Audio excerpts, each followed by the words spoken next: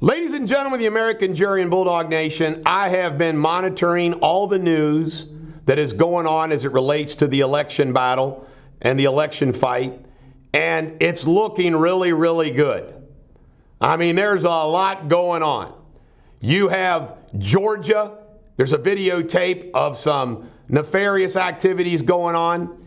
You have evidence that in Nevada they were giving away $500 Visa cards to Native American Indians. I mean, you've got all kinds of irregularities. So I want to explain this from A to Z for you.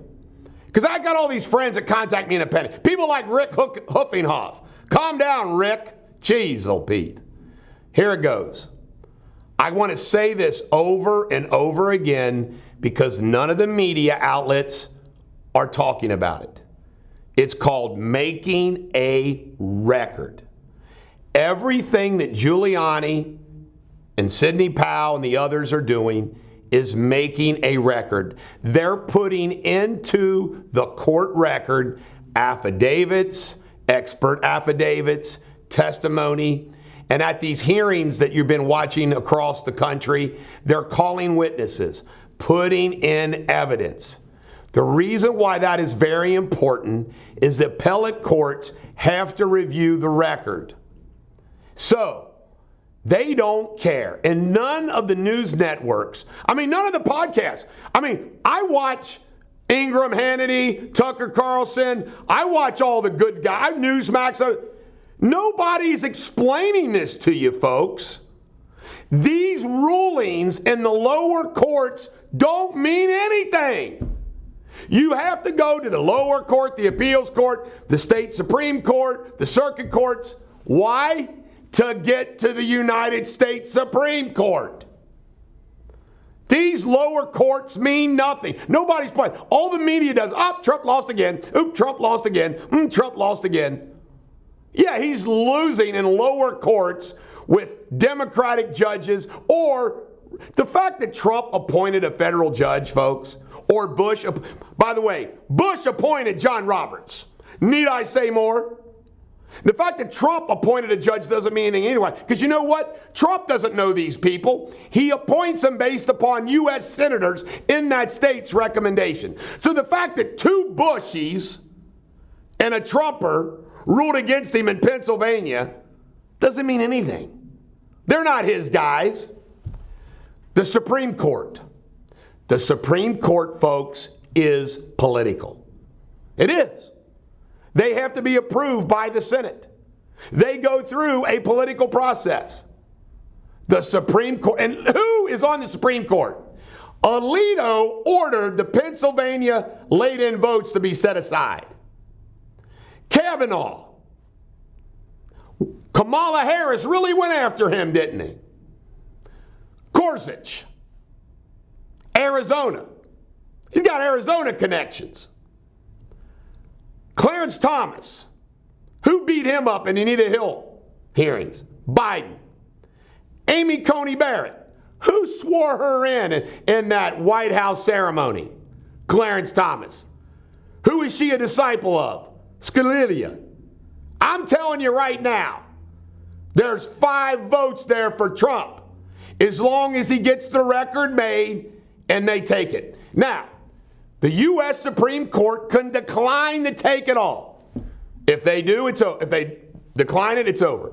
But if the U.S. Supreme Court, and I anticipate this happening, says Georgia, Pennsylvania, Wisconsin, Michigan, Arizona, all of you, we want them. Joe Biden's campaign's going to go, oh crap.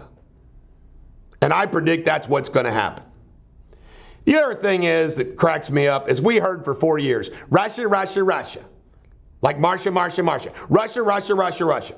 Was it true? No, it was all lies. So what's the chant of the same media that chanted Russia, Russia, Russia for 4 years? What's their chant? No evidence, no evidence, no evidence.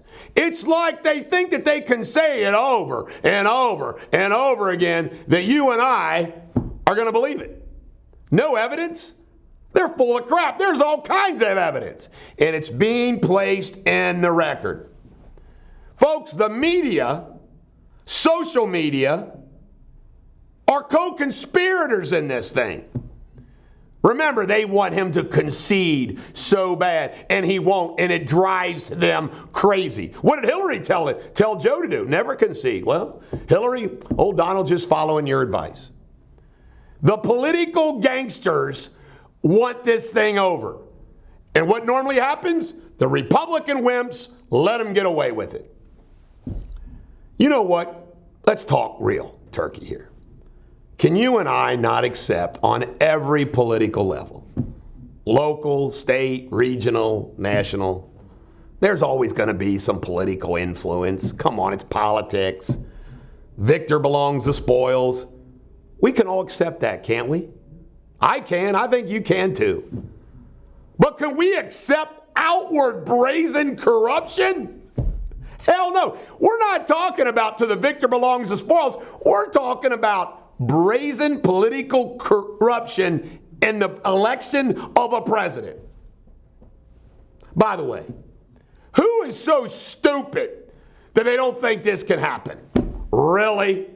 With all the corruption and all the BS that we've seen in history and in recent history, oh yeah, the Democrats and Biden would never do that. Really? Really? I'm not naive, and neither are you. Finally, I want to conclude with this. Do you remember when Joe Biden said that they have put together the largest fraud operation in history?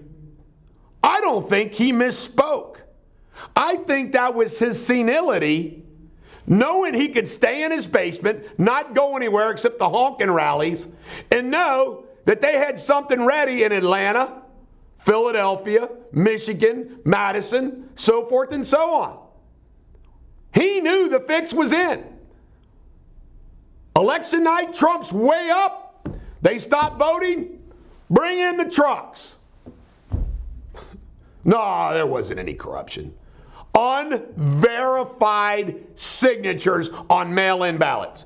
Oh, Governor Kemp in Georgia, what's he saying now? We need a audit with verified signatures. Oh, really? Now you say that after the video comes out? Remember, folks, in all of these states, there's very few Trumpers that are in the political process. They're all part of the Republican Guard.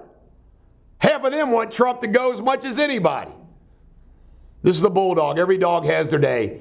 This is not over, and it's looking better for Trump.